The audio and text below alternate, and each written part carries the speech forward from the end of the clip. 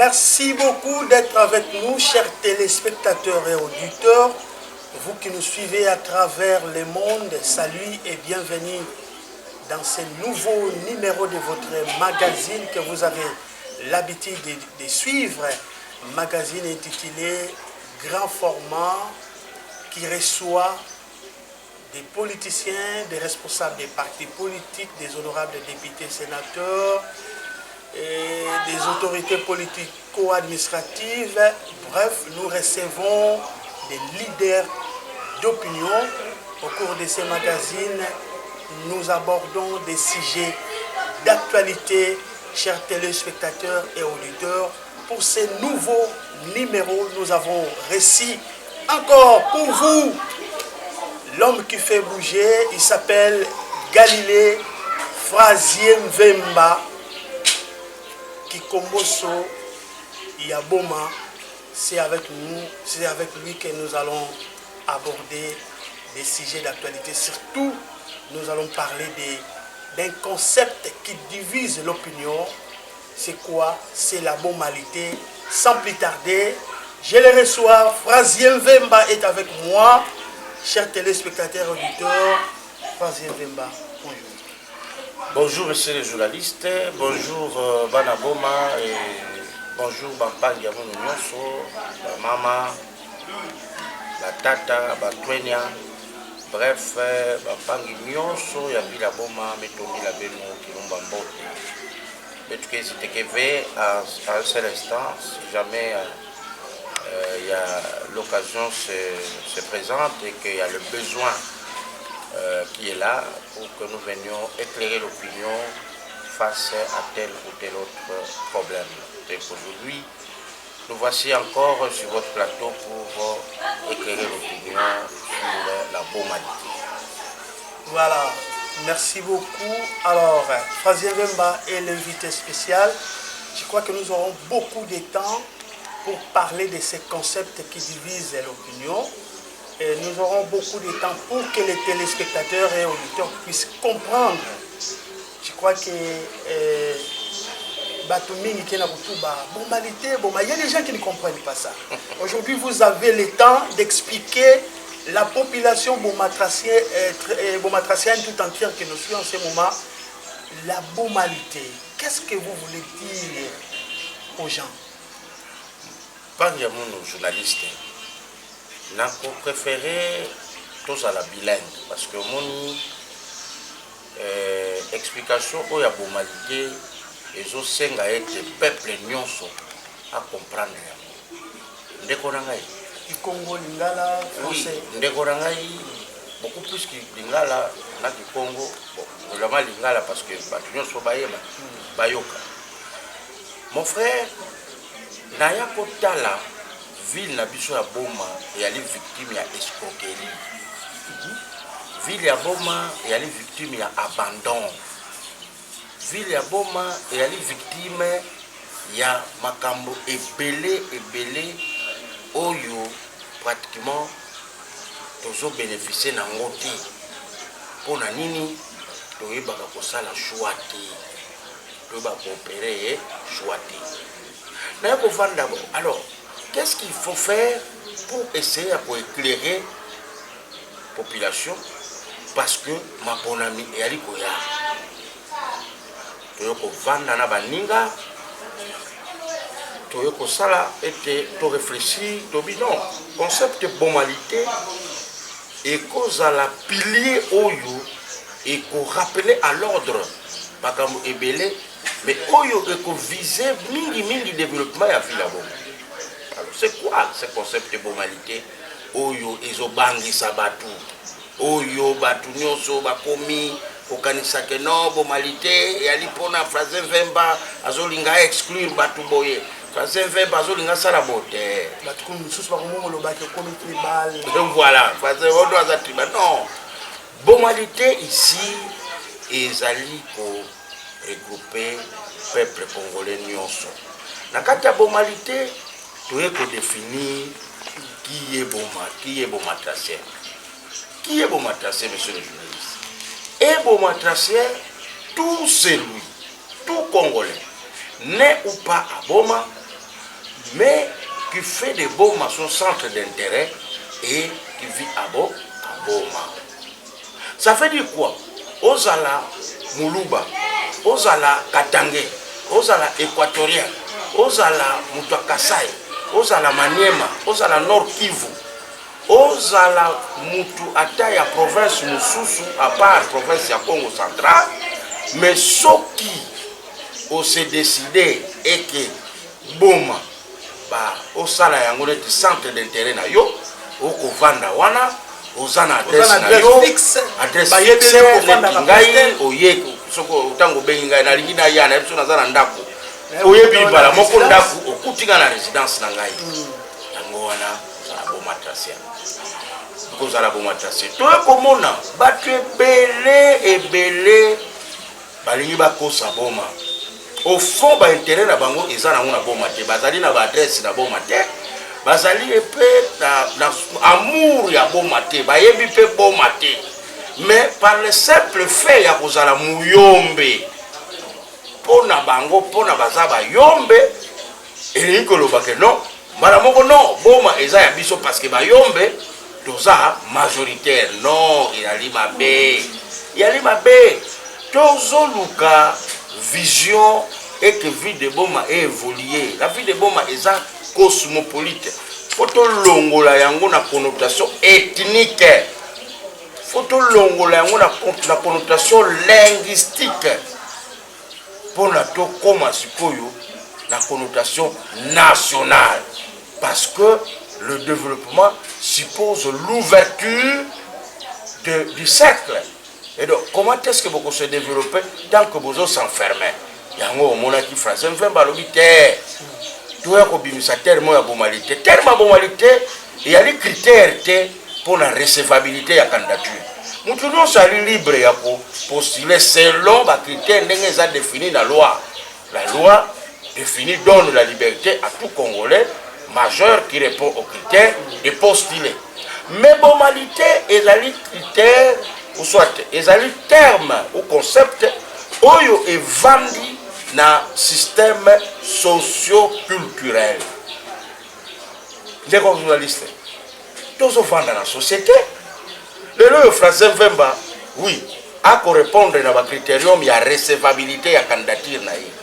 Mais soki kaka wana te parce que yango monaka ke basenga na ba candidat baya combattre campagne oyo bayaka kosala elingi koloba ete bapesi sikoyo ouverture na candidat aya kolimbola aya koloba epa population aya ko convaincre bango pona ete bapesa ye confiance. Maintenant yebisanga inde ko journaliste bakopesa confiance na muto ayebi Boma te, bakopesa confiance na muto ayina ba intérêt na Boma te, bakopesa confiance na muto yo ayebi te ba défi ya ko relever na vie ya Boma ya nini.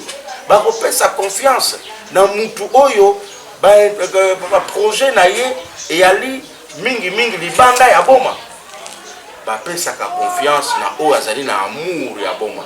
Bapesa ka confiance na oyo akovanda na Boma na oyo yebi mili ya Boma na oyo yebi ba défi ya ko relever na Boma na oyo azali na intérêt na Boma oyo akoki ko Kima Boma te, quel que soit le cas. Tomoni awa ndeko tu ya tribu mususu. Ataza Katangé, ataza Kasayen, ataza Maniema Nord Kivu, Équateur. Mais ce qui a un adresse na fixe avant na Boma. Ba intérêt na ezali na Boma. Azali Boma Tracien. Mais la motivation, il y a un concept qui est il y a une motivation, il y a une escroquerie, bon, mais les victimes à escroquerie. Tout le monde y a. Tout un député, Ali Eli Yaboma. Mais à tel qu'on soit carte dans la circonscription, ne connaît pas. Tu fais un kimia. À ce même pas été, Boma Tracien, pas qu'elle ne s'enrôler massivement. Il y a l'escroquerie. Il y a l'escroquerie. Mais il y a l'escroquerie. Non, de Konangaï. batu ya batu ezalaka te batu bali ya nzambe bavotaki batu te bavotaki bamembre ya parti te bavotaka mutu bavotaka mpe parti te ntango bavote Francais Mvemba ezali yende faut représenter ville ya Boma mais à travers parti Songolo vous comprenez balobaka te ono Francais Mvemba akosala te parti ezosala te ye fois ça or na kati ya komobilize bomatrase bakende kosarole massivement yali na intérêt moko ezali caché wana obi ezali intérêt nini augmentation ya basiège or soki Boma augmentation ya basiège ezali intérêt ezali nini yali Boma ekokende liboso parce que Boma ekozala na facilité ezwa bareprésentant ya ebele epuis ndenge balobaka mosapi moko esokolaka elongi te facilement so bosali liboke boke ko-représenter Boma valablement. Maintenant, un tel agir, parce que la loi n'interdit pas à tout Congolais d'aller se faire enrôler où il veut, et donc, je suis libre, non, c'est vrai, si le plan du droit c'est bon, mais si le plan d'éthique de Korangaï, nous sommes dans la société, parce que droit ils ont interdit yote que non kolinga moi si zoko telemi na nzela kolinga moi si un tel te yombala moko telemi wana obi bon OK obengi moi si yaka ba obaratine aleki mususu pa ye obaratine non droit est interdit yango te parce que la droit pardon na niveau ya droit moi si on va reconnaître ye kazali occupé il doit être marié. Vous comprenez? Civilement, tout ça, mais toute cette femme-là, Azalina nous mariette, Bayebelina nous adresse, Alinette, femme libre. Ce que yo, yango, femme libre, nyoso, la dirono, nasa libre, droit solo babongote, nasa libre, non. Vous savez, on a que Zali agir dans la société, comme il faut. Comme il faut. Francais Mvemba, oyebi ce qui Boma azali ko connaître makambo oyo azali ko connaître lelo eza pe lisusu ba vraiment na Boma bazali à la base ya destruction to ya détérioration ya tissu économique à ville. Est-ce que bombalité wana est vraiment important? Mais non, awa tango na koloba boye nazali ko exclure mutu te nali koloba te que non bana Boma ba vrai bana Boma bango basali bo non biso to kopesa concept na biso to définir. Mais quant au bilan, il y a Moutou, Songolo Pakala, peuple nde akopesa yango. Awa tolingi to définir nani wana bo matrasien.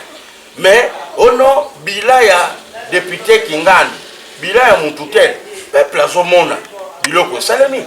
Ngala zalité na ko yebisa bino que non, non, moi je suis pas là. Je suis venu ici définir les termes bomalité.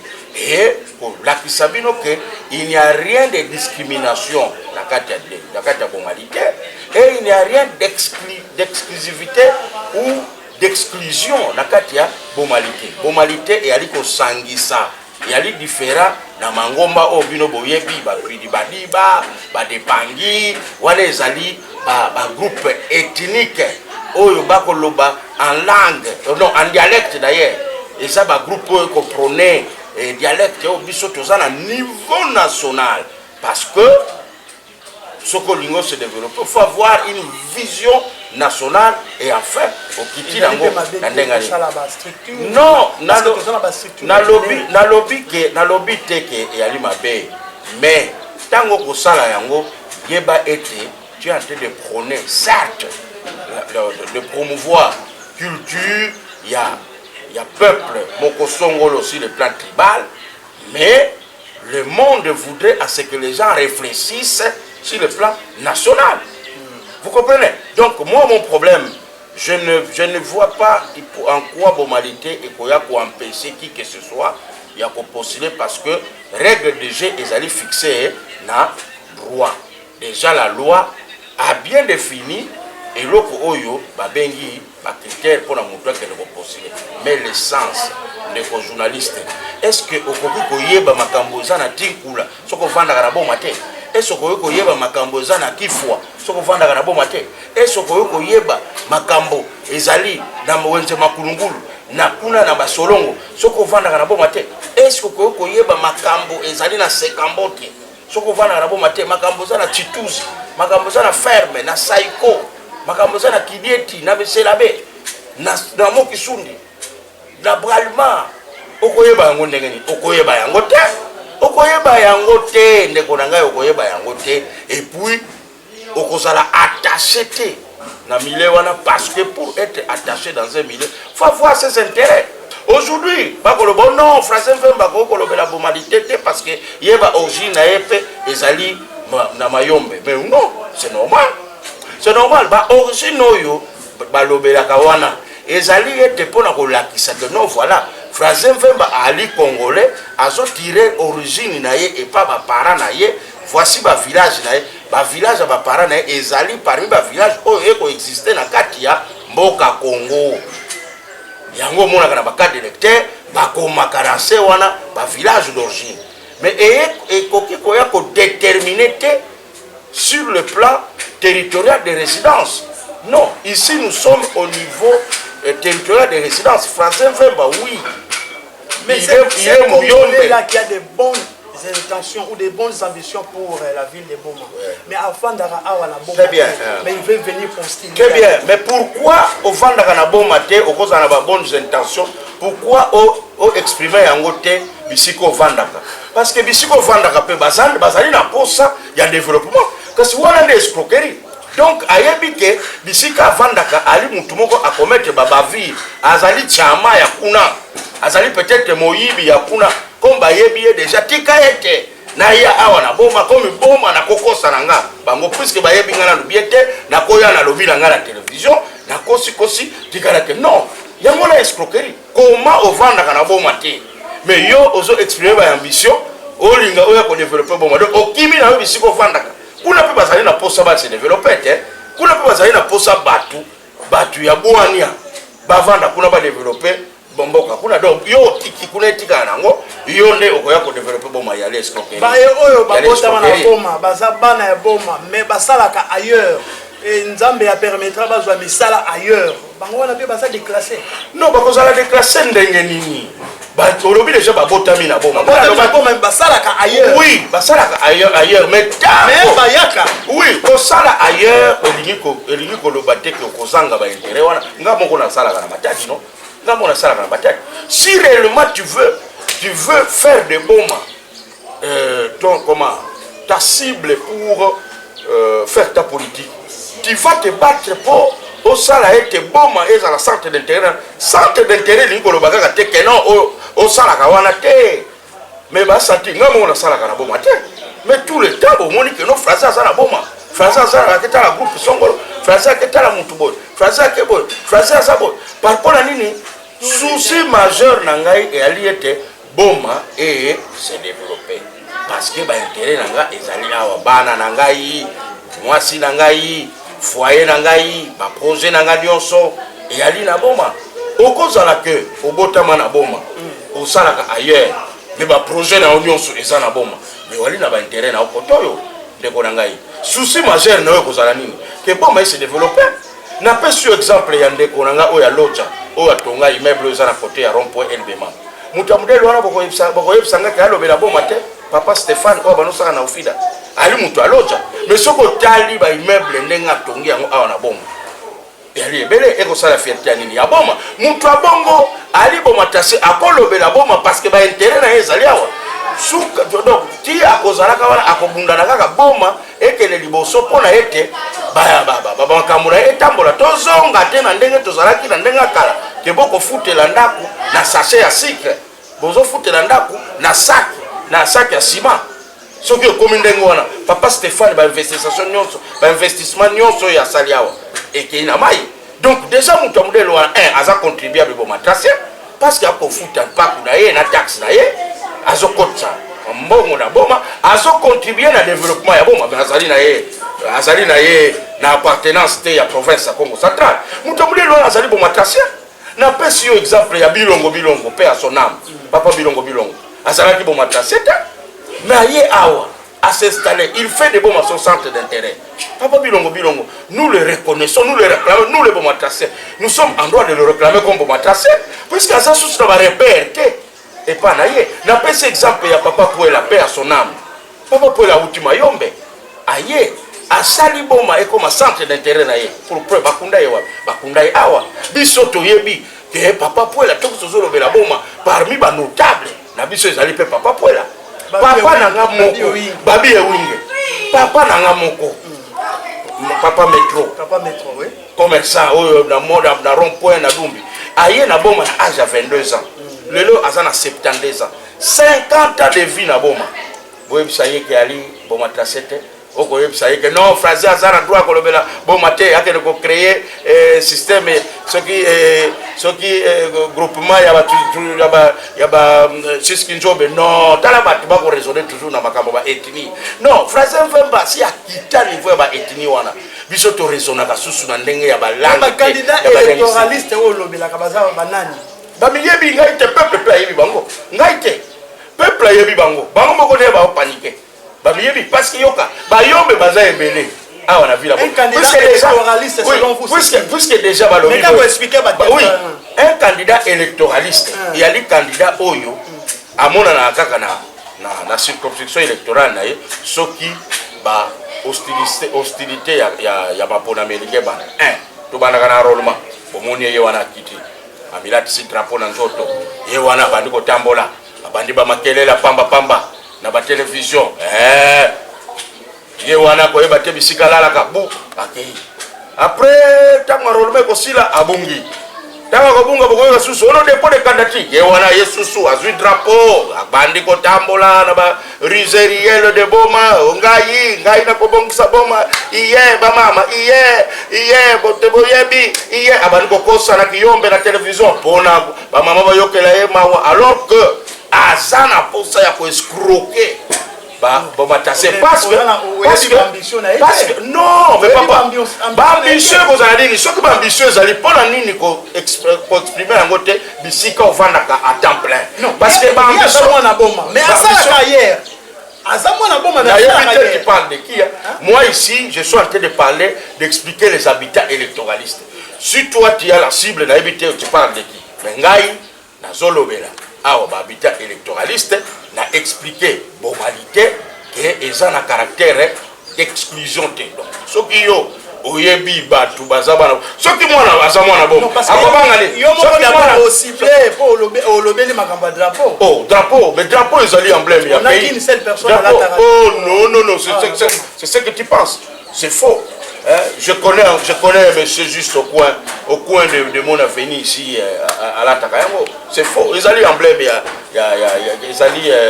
donc selon Fazien drapeau à pays. Candidat électoraliste. Mais non, mais papa, n'a autre démontré à comment on a sous dépôt de candidature après vous Akimi. À un moment donné, il y a un sous campagne bandit, il a qui drapeau. Ngayo, Dayebi, Ngala ko relever ma défi à Boma, Ngayi.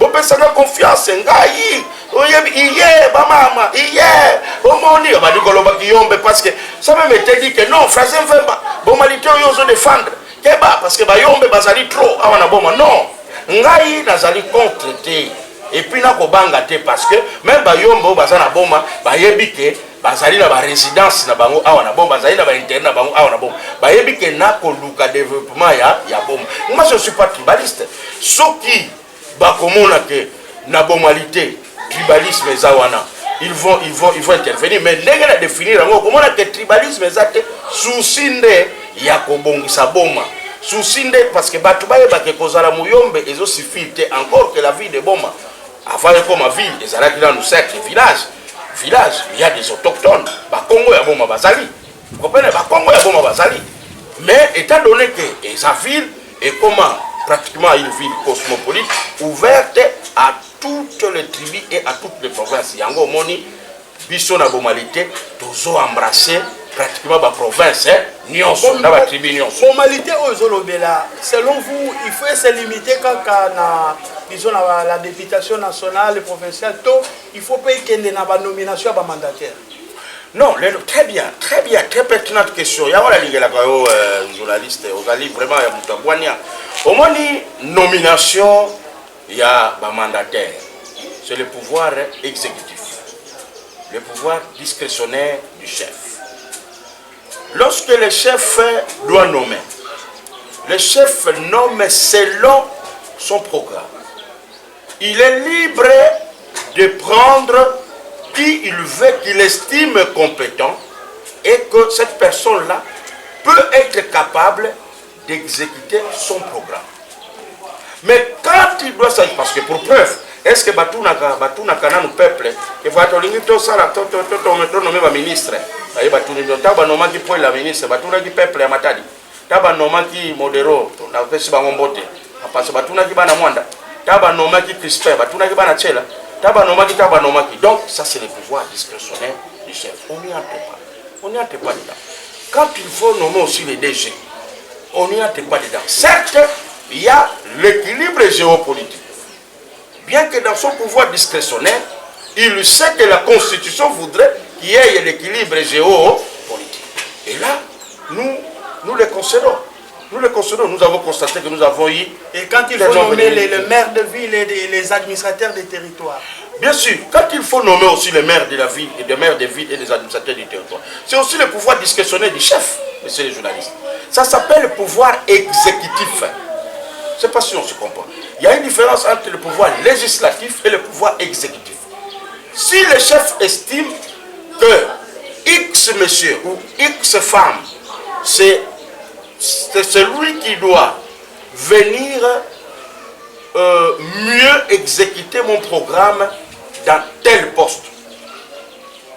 Il a la confiance du chef, on le nomme.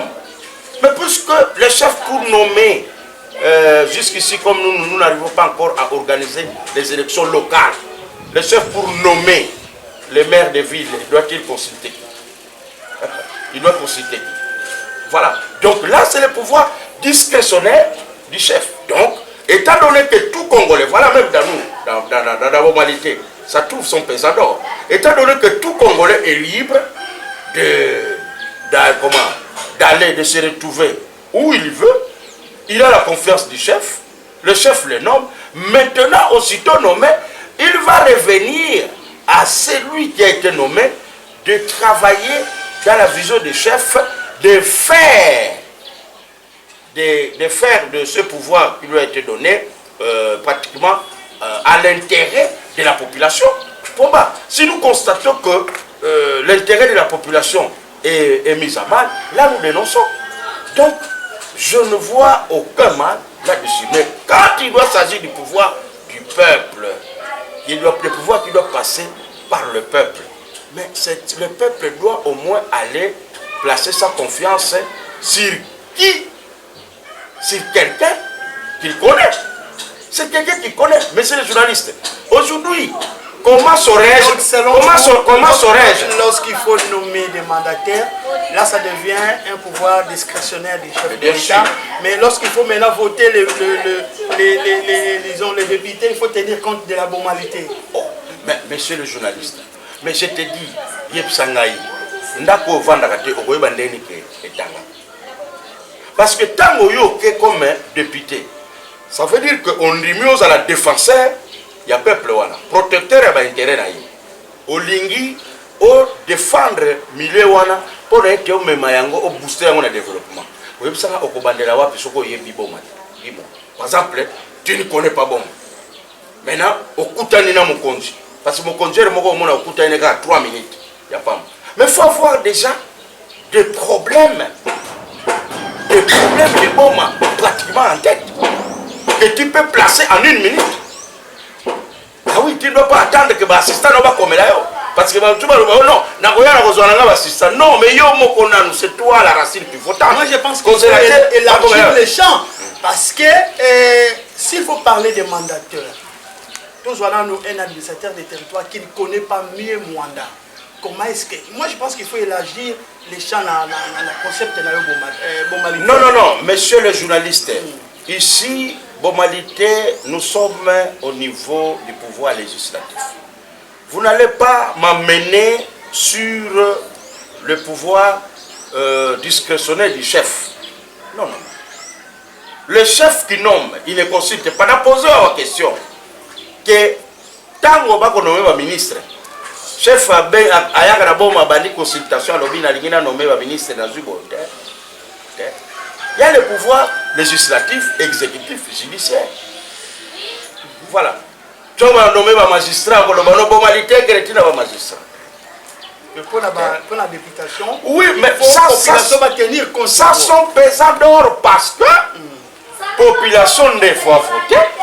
Alors, la population, vous pouvez voter inconnu. Inconnu, à que nous défendre.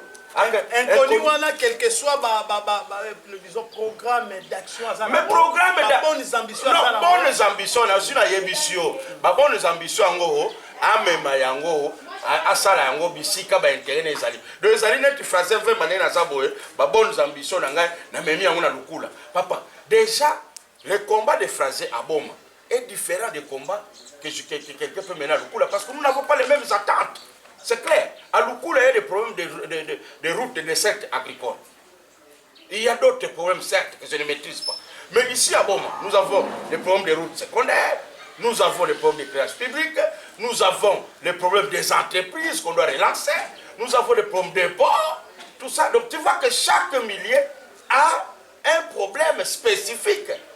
Alors maintenant, comment il y a un problème, spécificité? Il y a un milieu où on a été. Pour na kaka ozali mayele ozali phrase mvembo lobaka bien ozolaka kitoko ozali vigoureux ozali na rigueur ozali na programme, encore que c'est aussi faux, c'est un mensonge parce que il n'y a qu'un président qu'on nomme, qu'on vote par programme.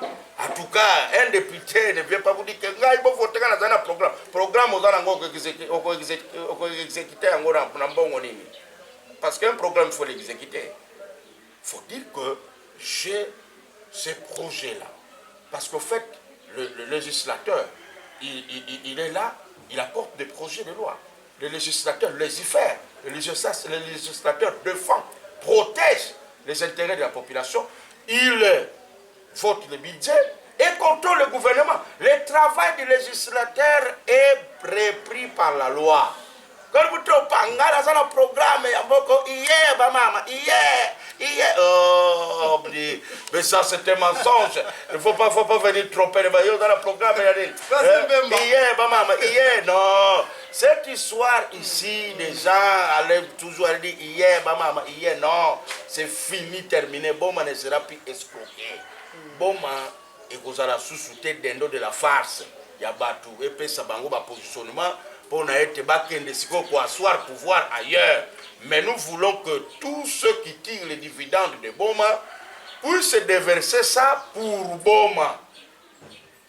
Fazen Vemba, un Bomatracien qui vit en France depuis 20 ans. Très bien. Il veut revenir à Boma pour postuler. Mais Bomalité est déclassée déjà. Très bien, mais il doit prendre du temps. Il doit prendre du temps pour apprendre encore. Bon, monsieur le journaliste. Monsieur le journaliste, mais soyons sérieux. Qui vit en France. Il a une adresse fixe. Oui. Parents ne vont pas dans Awa. Oh non, on ne donne pas l'adresse du parent. C'est bien bon. Vous avez votre adresse, vos intérêts parce que vos parents habitent ici. Oui. Très bien. Mais écoutez, tu es parti depuis 20 ans. C'est comme qui dirait, Frazen Vemba, ton papa a quitté le village depuis l'âge de 22 ans. Il est ici à Boma, mais toujours son projet d'aller chercher à faire développer le village. Donc, il doit commencer à se battre pour développer Boma, parce que c'est là où sont nos intérêts. Donc, ces Congolais-là, ces Bomatraciens, nés à Boma, qui remplit les critères de Bomalité, aller en France depuis 20 ans, il revient pour chercher, bien sûr, encore avoir la confiance de la population, foyer pour la sous-sous. Parce que le défi majeur de la population évolue avec le temps et dans l'espace. Si dans le temps, c'est clair, si dans le temps il n'y avait pas de problème de son format, maintenant, Nicolas, tu as un problème à son format. Si dans le temps, pour moi, Bralime, ça a été tant que Kenaki, il y a un problème à Bralime. Maintenant, tu as un problème. Maintenant, foyer, Bralime, Kanaki, Ponanini, son format, maintenant, il y a Kenda. Il faut se concentrer sur le type du millier de journalistes. Et il y a des gens qui ont sauté dans Miso. Mais Batouba, quand il a phrasé Vemba, il devient l'homme à battre, il faut que vous m'aider. Parce que regarde, dans la toujours dans l'année. Pourquoi on n'envoie pas un enfant d'une année en classe? Bien que même ce cas surdoué. On continue dans la classe, c'était pour l'année. Mais c'est simple, non? parce qu'il y a des choses qu'il faut apprendre na kati ya ndako mpona kende kosala bosoto te na classe mais azali sibwe ozosanti yo moko keno bana nyonso na boti oyo mwana oyo vraiment ndenge na komona vraiment mwana oyo azali sudombala moko ozwi aina ne pa yo wana koinscrire na classe te il faut azonga nano ayekola nano mais papa okoya mbala moko plus que obandi osali 30 ans libanda neti bapapa na biso nde baye basali 50 ans na ville boma so bake na village faut bazala humble bako apprendre na ba village o batikalaki kuna bakoya te ngala azalaki mwana chef du village. Donc de ce fait, non, faut aller humble, faut apprendre parce que il y a des réalités. Il y a des réalités. Pas nécessairement connaître les problèmes de la population. Mais bien sûr, mais sinon, tu vas aller naviguer dans les vides. Ok, ça la nini. Tu vas aller traiter telle question. Ok, qu'on traite nini. Non, parce que bon, ok, ça la défilé de mode. Oui, que pendant disons les vacances parlementaires. Député à Zonga à la base, on a restitué et la population a y a à peine à proposer le problème et pas à député. C'est par là que député a non, tout ça là va pour l'université. Yoka. Tango yo zongi na base, ça peine yo bandi pour apprendre quoi y a difficulté à base. Non. Yango mona qui même phrase vraiment. Il est l'unique. Je le dis avec contrôle. L'unique. Oyo ali leader d'opinion ali na bureau de doléance. Na ville là-bas. Sauf que Nanibac, on dit bureau bien signé, bureau de doléance du peuple. Nanibac. Oui, Nanibac. Sauf que bureau de doléance du peuple. Aucun Nanibac. Vous êtes les journalistes investigateurs. Passez là-bas. Passez, vous allez voir. Bureau de doléance du peuple. Chers amis, quand ça la macambonio, c'est ça la théâtre.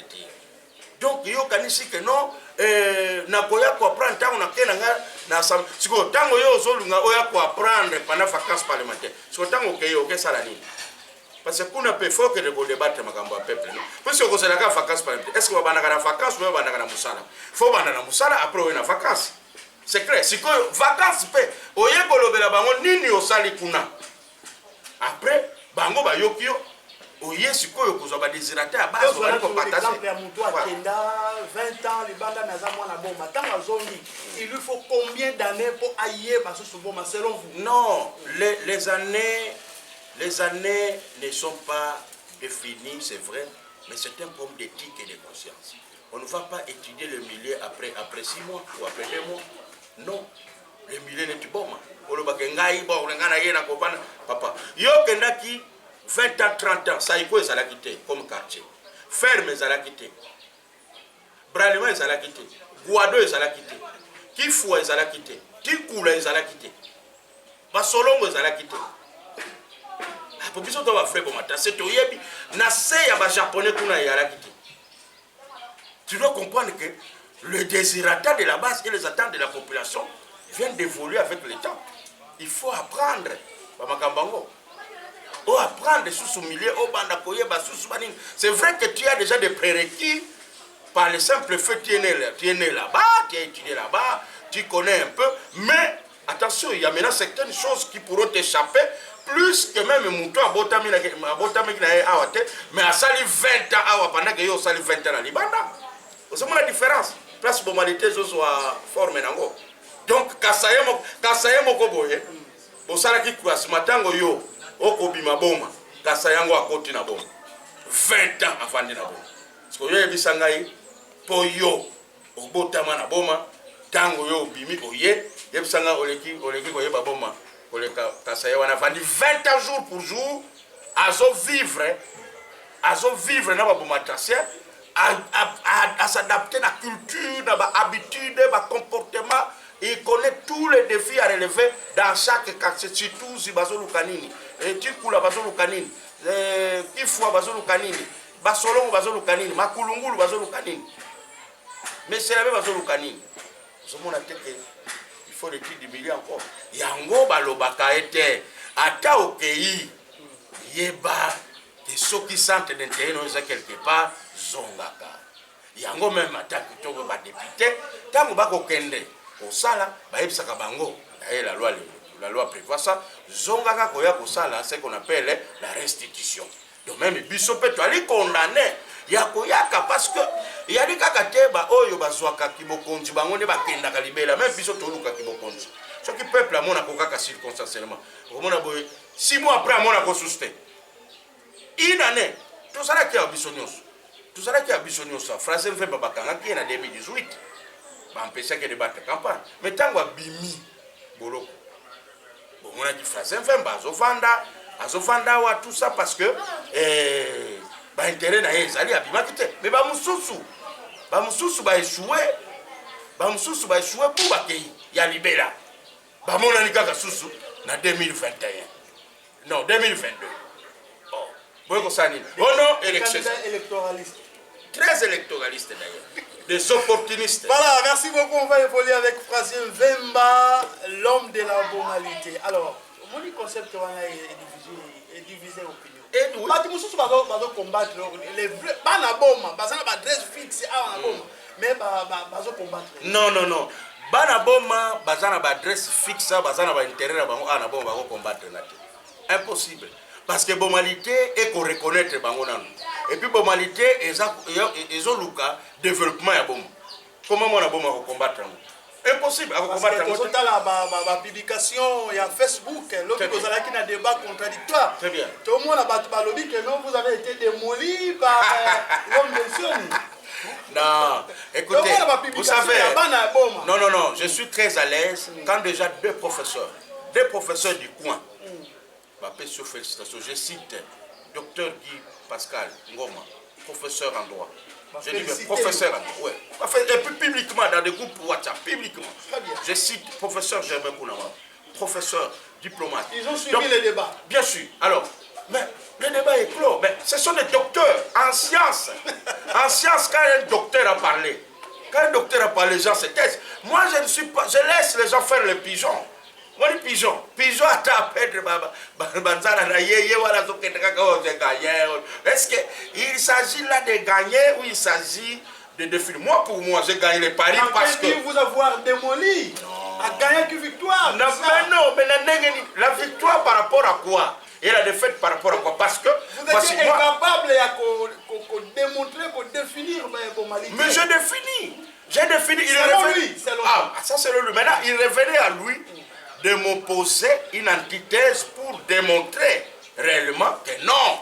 Définition OYOPESI, voici selon le dispositif ils ont violé. Il fallait démontrer parce qu'il s'agissait de lui de venir me dire que non, bomalité est comprenée discrimination.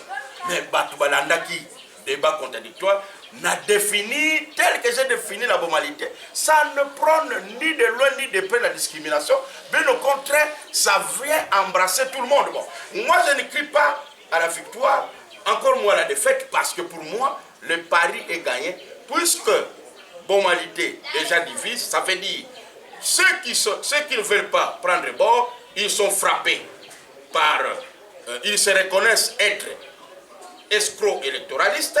Ceux qui ont pris bord se reconnaissent être finalement les gens qui veulent le développement de Boma à travers Bomalité. Parce que Bomalité n'a définir bien. Ce qu'on supporte, c'est que ce qu'on supporte dans le bateau de Bomalité, c'est que, vous allez au débat contradictoire, vous pouvez affirmer que vous étiez à la hauteur. Mais bien sûr, j'étais largement à la hauteur parce que même les professeurs avaient dit, j'emprunte le mot des professeurs, des gens qui enseignent. Sur le plan de fond, Francais Mvemba nous a démontré que son concept a une vertu et une dose de leçon. Parce qu'en fait, il revenait en réalité à mon co-débatteur de me démontrer que voilà, Francais Mvemba, tu dis que tu as défini un bon matacé comment? Voilà comment moi j'ai défini un bon matacé. Un bon matacé, tout celui qui est né ou pas à Boma, mais qui fait des bombes à son centre d'intérêt et qui a son adresse à Boma. Alors maintenant, il faut non, au moni, définition oyo, et qu'on prône xénophobie, et qu'on prône discrimination, parce que, et qu'on prône discrimination d'engeni. Na kate bomalité, ba kasaye ba se retrouver. Na kate bomalité, ba tomanie ba se retrouver. Ba yombe ba se retrouver. Na kate bomalité, ba équatorien ba se retrouver. Ba tonor qui va se retrouver. Batu ya bikolo nyonso ya Congo ba se retrouver. Sauf une frange ya Mayombe qui se trouvent encore emprisonnés par le cachot de certains vieux Bayombe qui aiment avoir leurs intérêts à Boma pour que de l'autre côté qu'on les laisse libres champ de volier dans les Mayombe. Nous avons déjà compris ça. Mais Frazen Vemba ne lâchera pas prise parce que je suis alors dans... Un juriste de formation est capable de citer des articles au Sengayo. Non, mais monsieur le journaliste, incapable par rapport à quoi? Je te dis que c'est un concept socio-culturel. Quand il y a des termes, il y a des principes juridiques et des principes sociaux. Et donc, dans les principes sociaux, vous voulez que nous allons dans quels articles? Non, c'est comme ça que j'étais en train de rigoler. Regardez même quand un juge doit prononcer le jugement, il ne se réfère pas qu'à la loi. Il y a l'intime conviction du juge. L'intime conviction du juge. Et au-delà de la loi, il y a d'autres sources de droit aussi. Donc tu vois, j'étais en train de rigoler lorsque mon co-débatteur était en train pratiquement de lire de façon mécanique le dispositif qui n'a même pas pu démonter. Parce qu'il suffisait de dire que voilà, je lis cet article, M. Frazier, selon ta définition, vous êtes en train de nous dire des faussetés. Mais tout ce qu'on a vu, on a vu quelqu'un... d'accepter de faire un débat contradictoire avec une personne qui n'a pas Boma comme centre d'intérêt. Très bien. Parce que dans Bomalité, nous prenons tout Congolais. Voilà. Je pouvais déjà d'entrée de jeu dire que c'est un monsieur qui n'a pas qualité. Comme lui, dans son orgueil légendaire et dans sa petitesse d'esprit, m'a traité de n'avoir qualité de parler de bon. Moi, j'ai rigolé. Vous comprenez? J'ai dit, bon, il ne comprend rien parce que selon lui, de mes origines, de mes parents, comme je suis Mouyombe, je devais créer des mouvements qui tiennent par rapport aux appartenances ethniques. Non, je lui ai dit, il y a des appartenances ethniques, linguistiques, et il y a des appartenances territoriales, des résidences. Donc, j'étais très à l'aise et je salue les journalistes. Et je crois que les téléspectateurs ont compris que Frazen Vemba était très à l'aise parce que moi, mon souci n'était pas aller dans les caniveaux, non, je vais détenir les droits, non, je vais essayer, j'ai dit que c'était du blablabla. Moi, mon souci était comme ça que j'étais très calme. Quand j'ai défini ma bomalité, je me suis rendu compte qu'on ne m'a pas rencontré. Je me suis dit, le pari a gagné. Du moins, tout Boma a compris que Boma ne prône pas la xénophobie, encore moins la discrimination, moins l'esprit d'exclusion. Une autre personne qui veut affronter Frazen Vemba par rapport au concept bomalité, il sera toujours la bienvenue. Non, la bienvenue, je serai là. Ben, je suis là. Et d'ailleurs, qu'il soit bomatracien ou non, parce que, peut-être qu'il vient m'affronter puisque demain il veut faire de Boma son centre d'intérêt. Je ne veux pas empêcher. Boma est ouverte comme ville à tout le monde. Bien que habitant de Mayombe profond, je n'empêche personne. Peut-être que demain, il veut faire de Boma son centre d'intérêt, comme fit le cas de nos parents, comme fit le cas de Puela, comme fit le cas de Papa Bilongo Bilongo, comme fit le cas de plusieurs notables ici, de Papa Longo, de Papa Ngimase, de Papa PDG, de Papa, beaucoup de Papa tout ça, de Papa ML. Voilà, je ne veux pas empêcher, je vais accepter parce que chez nous, nous prenons ce qu'on appelle le rassemblement, l'union.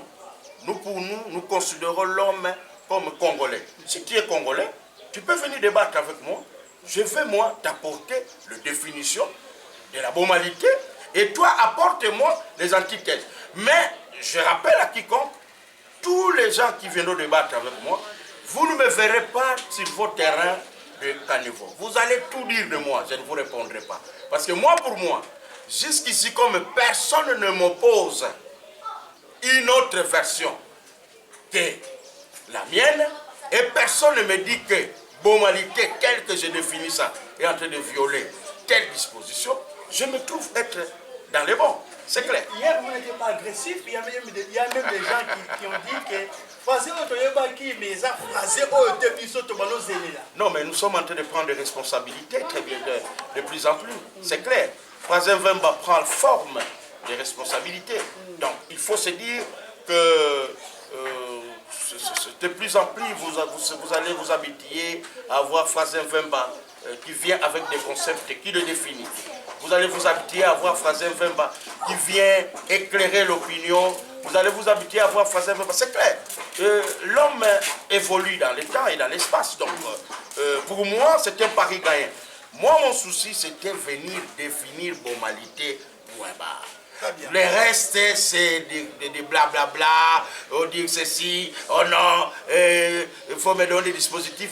Mais je vous dis déjà que c'est un concept socio-culturel. Vous voulez me demander des dispositifs. Oh non, mais voici ce que dit la loi. Mais la loi, nous ne parlons pas des critères de recevabilité des candidatures. C'est là le distinguo. Je l'ai même dit. Bon, évidemment, je n'ai même pas été agressif parce que je savais que mon co-débatteur est en train de faire, était dans une façon mécanique.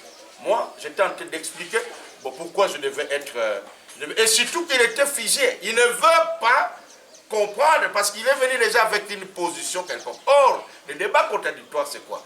Tu viens, tu apportes un plus, c'est lui qui est parti là. Par exemple, j'ai toujours demandé le débat contradictoire à Ignace Nzao par rapport à Élite non héritière et l'ayant fait la cour de grand. Parce que lui, certes, a une thèse qu'il va développer. Je l'ai toujours demandé. Alors, je l'ai toujours demandé. Quelle était sa réponse? Bon, il essaie. Vous êtes prêt à affronter Ignace? Mais enfin, je t'ai dit que tout Congolais qui se pointera sur mon chemin, il sera le bienvenu pourvu que nous puissions éclairer. Parce que pour moi, je considère que Élite non héritière, c'est une escroquerie. Je considère que l'INEA fait la cour de grand, c'est aussi une escroquerie à grande échelle. Alors, hier, Azali na position d'ailleurs. Nga Azali na position. Tokoya, Tolimoli. Parce que Nga Azali définir héritage selon Ngaï. Ngaï peut naza la conception Ngaï selon que je comprends l'INEA fait la cour de grand. Voilà un peu, Babilo Kouado, Okoya na yo, Olobi, non, Frazen fait baboye, non. Moi, ça ne me change en rien. Je reste Frazen fait parce que je dois dire, et je salue Maître Germain en passant, et je salue... les professeurs qui vous ont félicité là. Oui, ça c'est le professeur Germain Kounama, le professeur Guy Ngoma, mais ici je salue Maître Germain qui est avocat de la place, je salue le professeur Guy Pascal, je salue beaucoup d'amis qui m'ont conseillé, et l'attitude que je prends tous ces derniers temps, et même certains prêtres, je salue beaucoup de prêtres, Abbé Landry, Abbé Brinon, Abbé DP d'une des chaînes de la télévision. Et donc, ils ont compris que nous faisons Vemba. Nous avons besoin de ton intelligence, de ton poids, de tes connaissances. Et nous voulons que tu sois celui qui vient sur les plateaux, qui nous développe. Ce que tu dois nous développer. Tout ce qu'on peut dire là, c'est du blablabla. Alors quand j'ai eu à développer ça, je suis resté comme ça parce que quand vous savez suivre les conseils, tout celui qui a au moins un caractère réceptif, c'est quelqu'un qui veut évoluer et c'est quelqu'un qui a les sous, c'est quelqu'un qui considère son semblable, mais aussi c'est quelqu'un qui se rend compte que les semblables ont besoin de moi. Et que ce qu'ils me disent là, je parie que nous devons prendre ça en compte pour qu'ensemble nous évoluions. Voilà, c'est tout. Voilà, merci beaucoup, l'honorable Frazen Vemba, l'homme de la Bomalité. Alors on va chuter parce que nous sommes déjà arrivés à la fin. Je voulais que vous puissiez dire un mot par rapport à l'enrôlement, par rapport à l'élection, parce que comme on dit, toute catégorie, toutes sortes de candidats babini. Batebele babini. Ongaï, papa nanga zalaki boye. Ongaï, oncle nanga zalaki boye. Ongaï, tout ça, tout ça. Toute catégorie à candidats wana babini. Frazen Vemba. Ni ne koko yebisa na bana bongo mazola tabiso. Tant que koma na au moment opportun, les critères pour na kopona ba vrai député ça est-ce que ba oyo ba komi ko kangama na peut-être na makambo ba père na bango ba oncle na bango ba sala o papa na ngazala ki boye o moi je suis telle personne ba critère. Bon voilà, le peuple tant on m'a connaît mais le peuple a les obaté nazoloba yango awa peuple akosala choix na ye selon ye peuple akolimbola mpona aluka ete boma ekende liboso par rapport à choix à coopérer. Ngai nazali déjà d'office partant dans la course. Lelo yo soki nalobi que non peuple asala bo je dis que les cadets les critères selon moi. Peuple a jugé biso. Peuple a les obati. Au moment opportun, c'est vrai que quoi baksa moi touche par rapport à Wana, mais pour le moment nous tournons sur la libre. Il y a qu'à s'appuyer sur X, sur Y, sur Z. Mais mais oui, mais apparemment vous n'avez pas de mentor. Non, Frère Vemba c'est pas. Frère Vemba n'a que le peuple comme mentor dans le Barango. Mais il y a des gens qui répondent aux mentors, qui trompent les gens, qui sont constants. Constant, mais au fond, à ça la volonté, il y a mentor parce que et cause à la normalité que yo ofingi Kabila ofingi era ba façon nyonso mais okoki soutenir candidat gouverneur ya FCC nani azokosa nani ekozala te ke ofingi atuma tubwana ofingi era ba façon nyonso mo oyibi azaboye ayebi te okoki soutenir candidat gouverneur oyo vice naye azalaki ministre des Finances ya atuma tubwana nani azokosa nani. Donc ça veut dire que y a likambo ya ba mentor mais Frère Vemba ye ya li peuple Frère Vemba azana peuple donc na kosenga na peuple azala vigilant ngai vigilance kaka na kosenga na batu nyonso bazali libre na koyena ba discours soko lingo oyo bakosala badiemba na bapapa na bango madiemba ya bamama na bango banoko na bango peuple ako comprendre que oyo madiemba parce que vital azali vital mwana na azali vital te phrase azali phrase mwana na azali phrase te c'est vrai c'est mon enfant balobaka mwana nyoka azali nyoka mais attention tel père tel fils oui tel père tel fils certainement ça peut coïncider dans le comportement mais pas dans l'agir parce que la vivacité que Frasier perd pour preuve entre moi et mon père c'est pratiquement on peut parler de l'opposé parce que mon père commerçant, mon père fut commerçant, il n'a jamais exercé ne serait-ce que des fonctions de chef du quartier. Non, je réponds, des chefs du quartier. Mais aujourd'hui, Frère Vemba est parmi les politiciens de la ville. Frère Vemba et parmi les gens sur qui son enfant oui, on peut initier, ça c'est la règle générale. Ça c'est la règle générale. Mais il n'est pas forcément ça. Voilà. Les droits logent dans les exceptions. Il n'est pas forcément ça. Vous pouvez être initié. C'est bien bon. Mais est-ce que vous serez à même de travailler comme photocopie de votre papa? C'est comme ça que je donne conseil à mes frères et sœurs au Bakosala Madiemba. Attention, parce que quand vous venez, Bosali Madiemba, quand vous venez hériter quelque chose, ça dit vous héritez de l'actif et du passif. Attention, parce que les parents ont eu leurs actifs, ils ont ici des passifs. Donc, moi je pense qu'il est temps babima na ndenge na bonnet ba bougie. Le Frère Vemba, il est fils de Papa Métro. Est-ce que c'est pour autant que Ngaï, je vais aller... Non. Papa a fait son temps, il fait son temps. Papa n'a pas fait la politique. Non, mais papa a fait un nom, mon père a un grand nom à la cité. Non, il n'a pas fait la politique. Il n'a pas fait la politique, mais vous connaissez que dans des villes comme Boma, Matadi, Mwanda et dans le Mayombe, des commerçants ont des noms, vous le savez. Et les commerçants sont pratiquement des amis des politiciens. Vieux Métro aujourd'hui, dans toute cette cité de Boma, qui peut l'ignorer? Mais ce n'est pas pour autant que Frasier, il va... Non, je me bats, je suis en train de me tailler ses mains en politique, n'a mis pas sa forme, encore que je suis déjà responsable d'un foyer, de Kofital.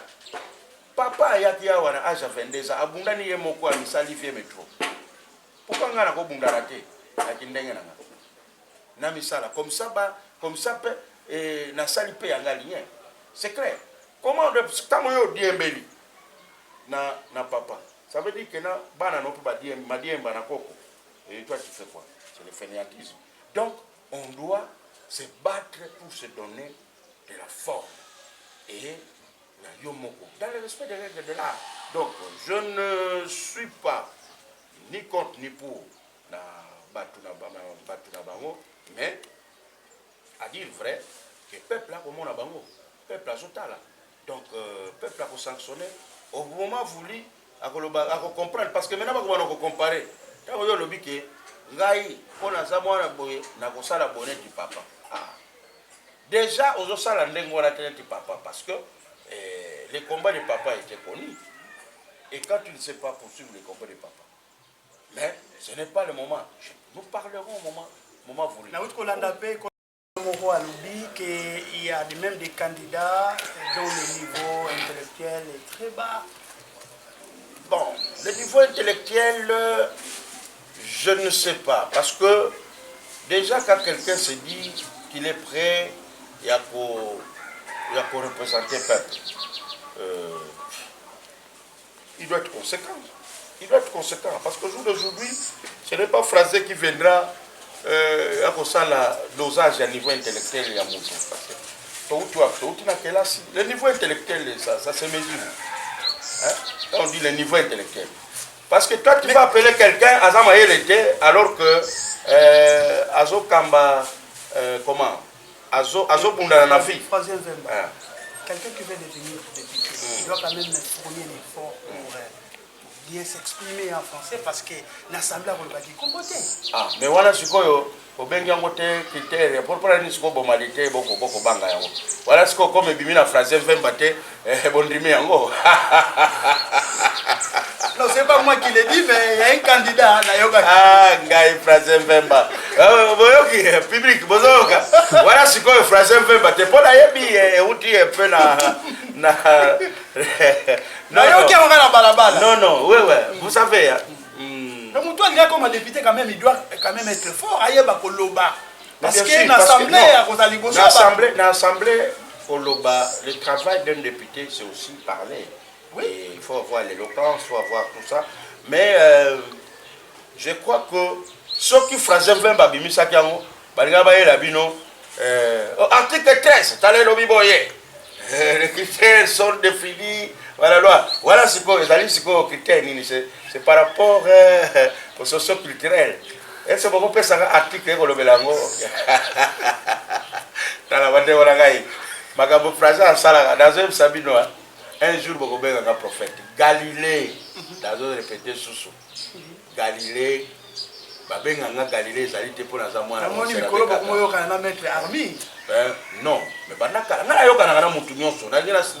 mais Galilée pour la soki na zui position. Attaque bitumbeza ndengeni na sedagate. Et tu verras juste après quelques temps tout le monde va se rebiffer. Tout le monde, je dis bien, je te prends témoin. Tu verras tout le monde. Oh, Phrase avait raison. Oh, Phrase avait raison. Oh, Phrase avait raison. Moi je laisse. Tout le monde a même bitumanga na politique. Mon abatu bako bundi sangaye, français na tikaka. Si tu bagaille à réseaux sociaux, parce que je sais il y a des gens qui sont forts pour manipuler. Mais après un mois après, ah, Français a fait raison. Ah, Français a fait raison. Vous avez capté aya woloba, mais tipo wala zalaganeti. Français veut pardon. Ngai tano na ko bunda. Na senga la force à mon. Ngana senga na zalaga na deux pieds sur terre, na conscience. Je cause bien avec tout le monde, Sambalé, je cause bien avec lui, je cause bien avec Moutou Bassage, je cause bien avec Fils Longo, mon oncle, je cause bien avec. C'est qui celui-là? Zaou. Je ne connais pas. Il habite où? Vous ne le connaissez pas, c'est vrai. Je ne connais pas. Une fois, dans mon avis, dans la salle de fête, il y a mariage. C'était encore dans quelle salle? Maître Pamphile qui s'est marié. Maître Pamphile, faut que tu me rappelles encore. Parce que je suis en train de citer. Je suis en train de citer. Je suis en train de tu peux me donner. Je suis en train de citer. Je vois par exemple, Sambalé, je connais, c'est vers prison. Fils Longo, c'est vers Kemtois. Et Moutou charge, c'est vers Dinalo. Et Army, je connais. Et c'est vers Colonie. Je sais du quoi, moi je connais. C'est vers l'ITP. Allez-y, tu peux citer. Je connais. Je suis en train de donner. C'est qui encore? Il y a centre de santé qui vous. Ah bon? Je vous informe. Ah, ben, résidence heureusement que toi tu mets. Vous voulez faire heureusement. Ah, non, mais papa, comment vous décorez? Yondo le bien que vous avez informé là. C'est qu'elle a venu. C'est qu'elle a venu comme ça parce que je peux venir. Non, ah, on va venir au Pessinga, va venir. Je sais du quoi, mon Pessinga va venir. Oh, mais papa, je connais la Pessinga. Non, mon Pessinga va venir. Naïbisio. Naïbisio, fan de la Sima, il y a centre qui vous. Il y a sa fan de la résidence, il y a adresse fixe. Moi, si il y a un fan de la au chargé sous. Moi, si il y a un fan, mais il y a ça la carrière. À Kendaka, à Zoma, à Netika Rayo. En tout cas, de toute manière, na ungo tangela yo bateau na ye. Oh yo pesa information. Information comme bino boza ba informateur. Na boya yango. O pesa information. Na utu ba episode que na problème na mutu te. Ce n'est pas le problème de la j'étais cité nommément que je continue à citer. Voilà. Ceux qui ont leurs adresses, c'est parce que s'il y a un problème, quand j'étais arrêté, je vais dire quoi m'a venir. Pourquoi? Parce que je peux venir le chercher à la maison. J'ai vu Moutou Charge venir. J'ai vu, je connais l'adresse. Il y a banane. Parce que je donne que, en tenue sur ma ligne d'opinion, je ne touche pas. Bah, aussi, voter parce que c'est le peuple à quoi juger Bango. Donc, pour moi, j'ai des problèmes. Vous avez des bonnes relations avec Yashika Mbadou, Omega Mbadou, Florim Mbadou. Mais pourquoi? Vous les connaissez? Yashika, je connais. C'était un jeune frère. Et puis l'enfant de Jacoba, je connais. Je connais très bien. Omega. Oui, je connais. Je connais Omega. Oui, je connais. Vraiment, Bazo répondre à nos critères. Ce n'est pas à moi de venir vous dire que Bazo répondre à nos critères. C'est quand les frères Lobela. Papa, on a la petite définition.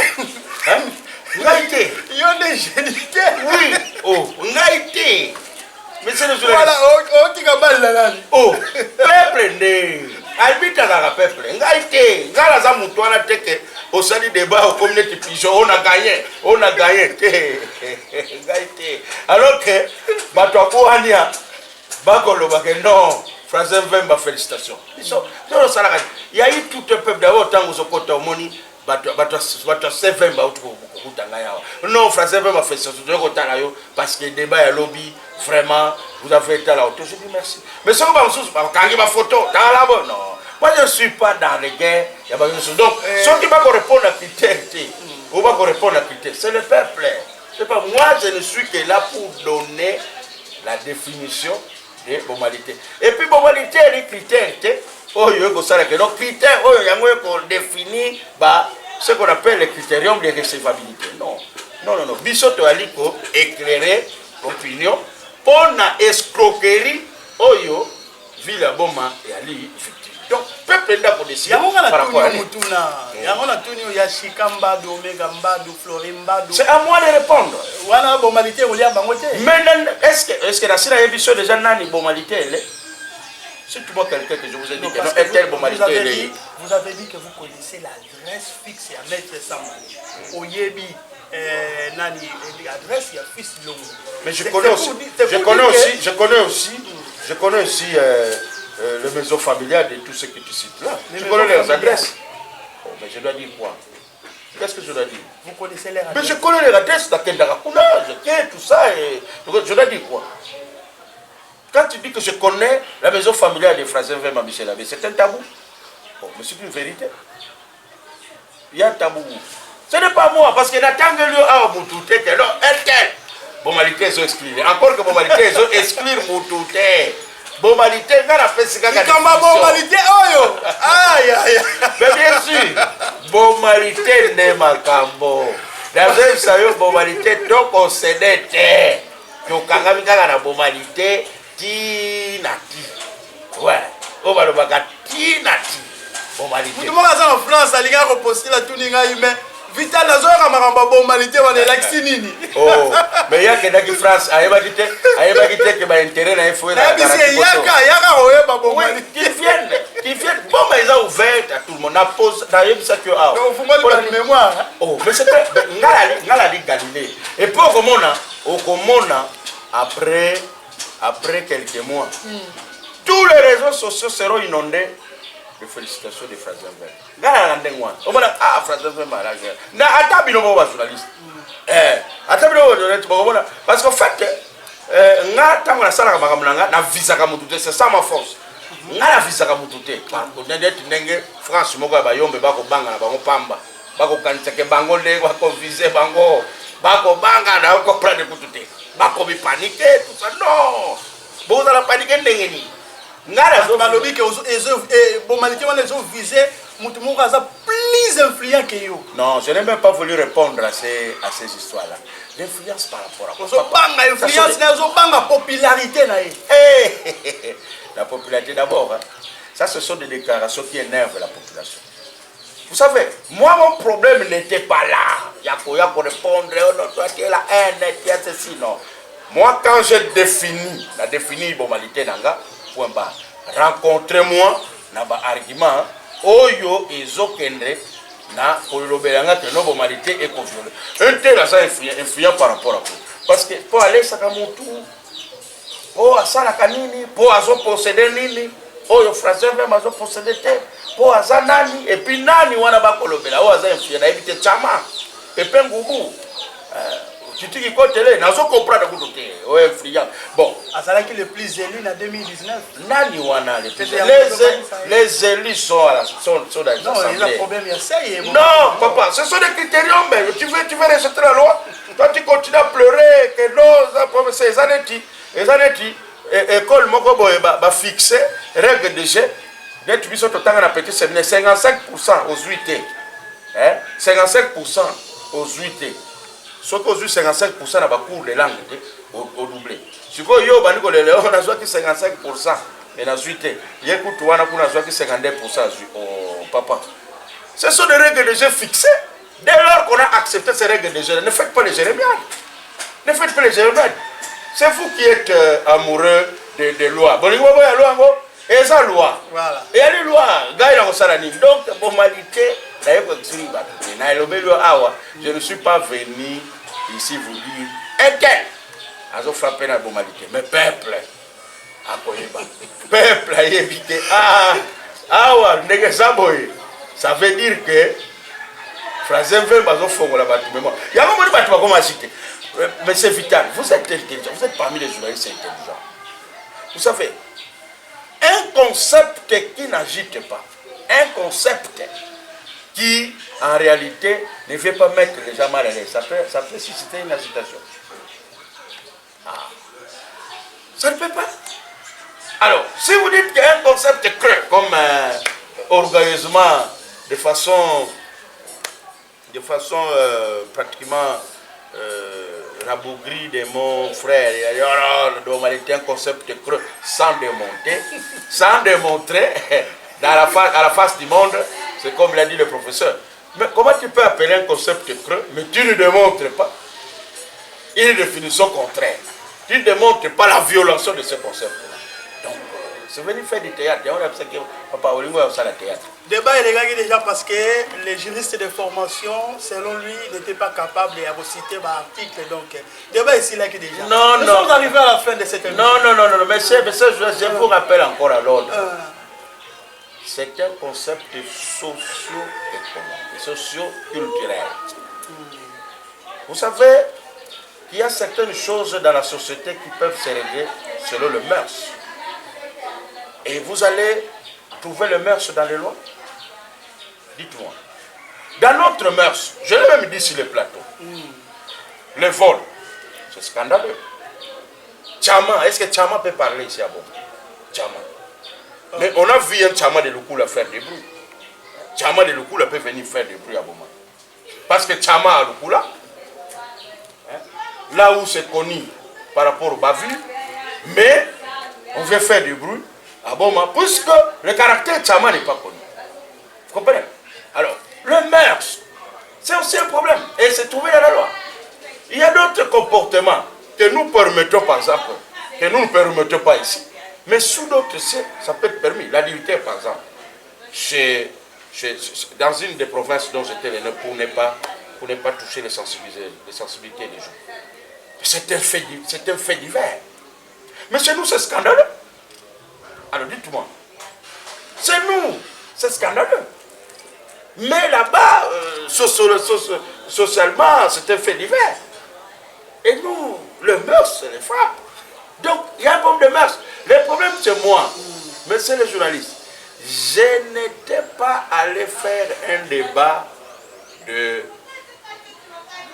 vouloir pérorer, faire je ne sais pas quoi, mais bon, c'était pour moi. Je m'attendais à un débat. Ce n'était pas du populisme non plus. Non, voilà, très bien. Je ne suis pas allé faire du populisme.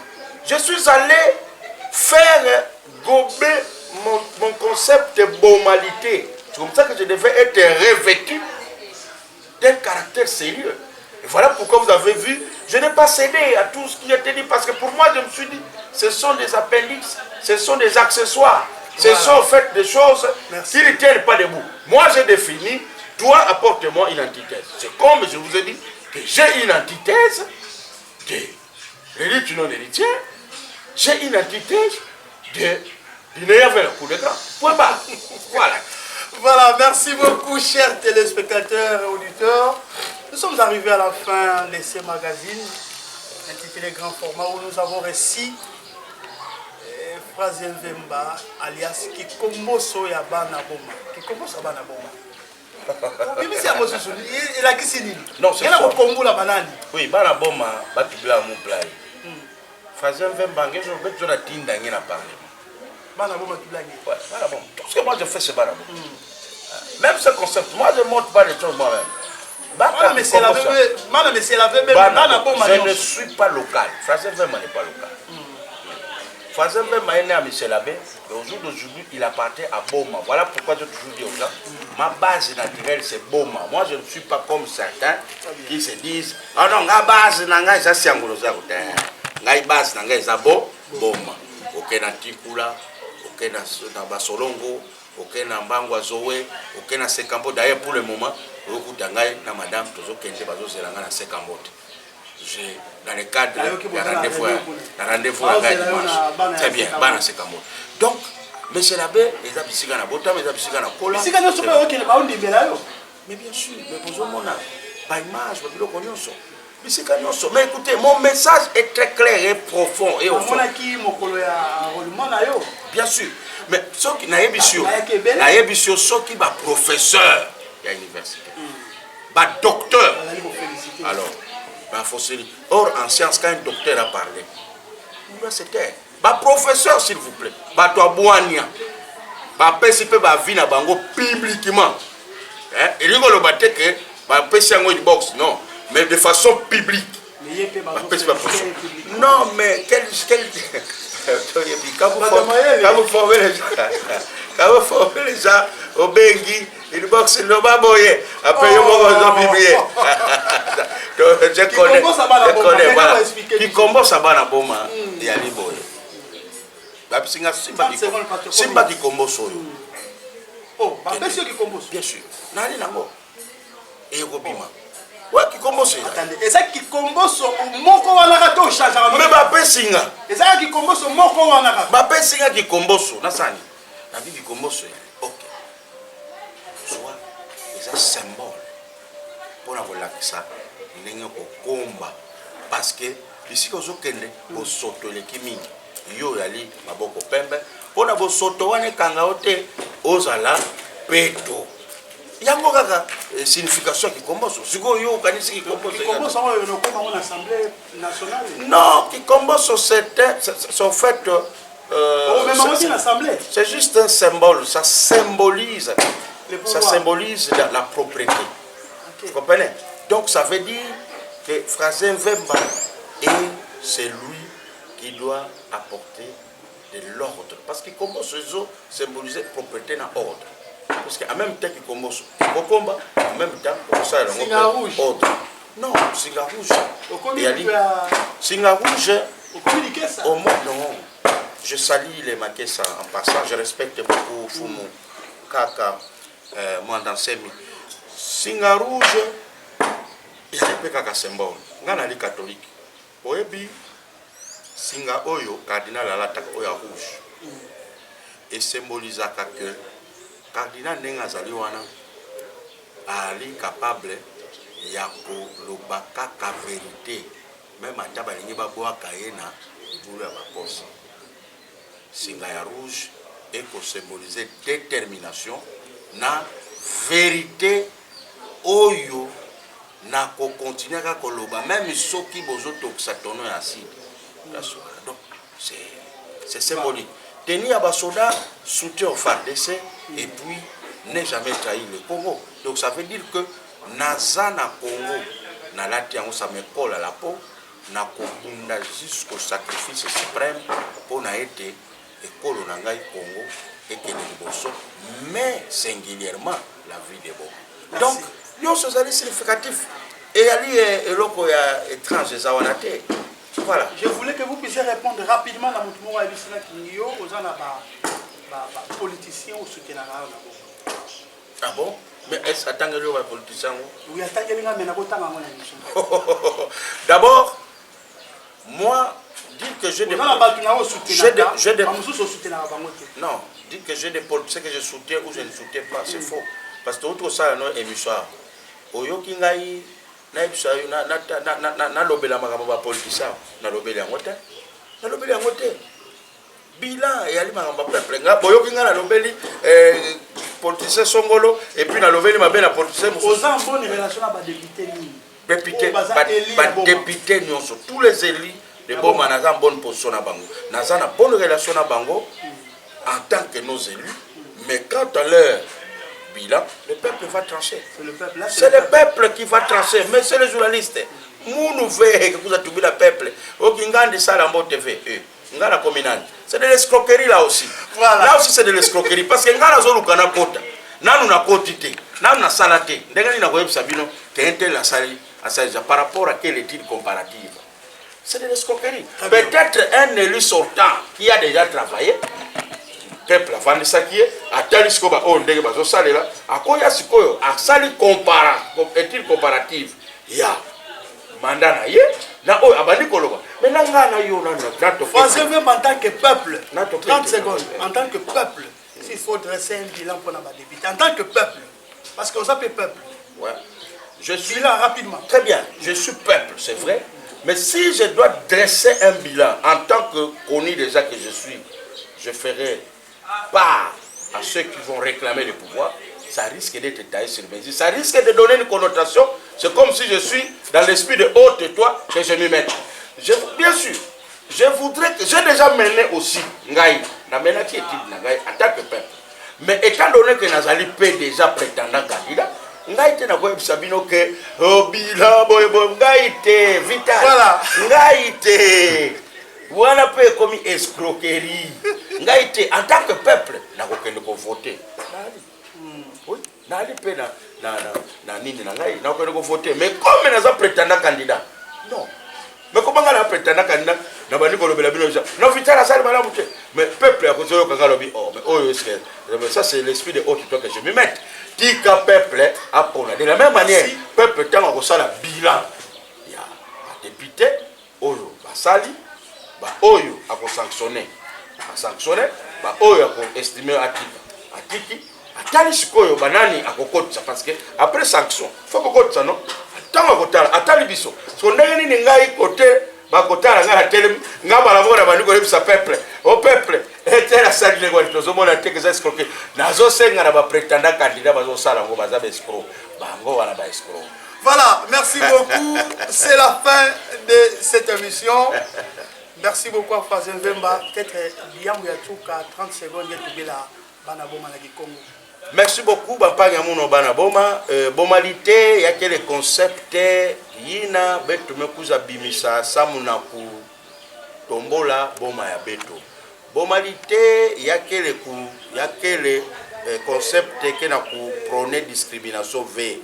Bomalité, il y a quelle différentes na ba structure ya ba boki la depangi ya boki la tudi ba yombe ba structure ya yi kena ko prôner ba appartenance ethnique beto bomalité beto kele concept socio-culturel ça muna kusosa développement ya ville ya boma parce que beto bekuza comprendre que ville ya boma yake victime ya escroquerie batu kena kuiza ba mekuiza vuna beto alors que ba intérêt ba okela wave ba adresse ba okela wave bake zingaka wave me bakuza vuna beto ke no munu ke kuza sala beno play mais sika na ngeke na ba projet ku sala quelque chose na bomba mais mbote ko na sala ya place ngeke vana kuna ke ba interanga beno memo na beno mosi tout un député national an kuza baka carte na de awave an me ko na bakela na circonscription ya nkaka mais ba journaliste ke na kutubila ya ove alors qu'il fallait ba expliquer ya ou parce que ya kele mingi mbote ve parce que beto monaka na ba circonscription nyonso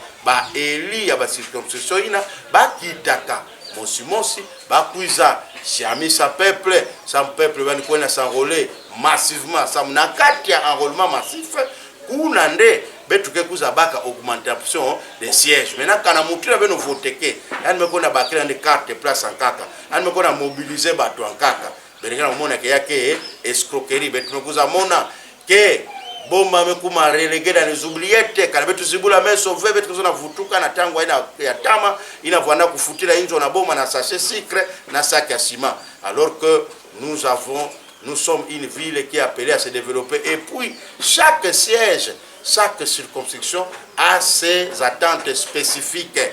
Na Mayombe bakena besoin ba route agricole à des sites agricoles betu kwa betu a besoin ya ba route secondaire betu a besoin ya ba relance ba entreprise betu a besoin ya port ya Tambula betu a besoin ya ba comment éclairage public Vwanda betu a besoin ya sécurité betu a besoin ya mambo mingi ya wina betu metu ba play sam nange zaba ba attente spécifique ya boala ila ngefeti Vwanda vana kana ngeke Vwanda ka vana ve ngenenda zaba ya ve bomalité ya kelevé critères de recevabilité des candidatures babika vuna beno bomalité ya ke concept socio culturel betu kena manga mutuve babika mona wonga samna nini ba kwa kena mona wonga alors que bomalité betu metuba kie boma tracé muntu nyonso na mebutukira na boma umema na butukira na boma ve mais yande metuba ete mukuza sala boma ya kuma centre d'intérêt munu mukena adresse munu mukena Vwanda boma atange Vwanda Kasaye nge Vwanda Muluba nge Vwanda Equatorien nge Vwanda Maniema nge Vwanda Nord Kivu nge Vwanda mutu nyonso ya bikolo nyonso ya Congo ngeke boma tracé betu monaka konde vila kikanda yani Vwanda ka eli na ville ya na comment na province ya Nord Kivu mais c'est normal parce que Muyombe mais il a habité là-bas Muyombe, il a ses intérêts là-bas. Muyombe, il connaît les attentes de Nord Kivu. Donc, voilà un peu. Babi Kavuna Beno, phrase 20 qui continue. Je suis prêt à débattre avec quiconque qui voudrait débattre avec moi sur la bomalité, qui viendra me démontrer que ma définition viole les articles de la Constitution en lieu et place de les citer de façon mécanique. Matondo mingi na benu nyonso landaka beto betu mekuma na tuka ya magazine betu ya maka kikombo so ya boma ya bana ya boma troisième Vemba et voilà merci de nous avoir suivis, portez-vous bien, merci à Alvin Toto qui était derrière la caméra, on se retrouve très prochainement.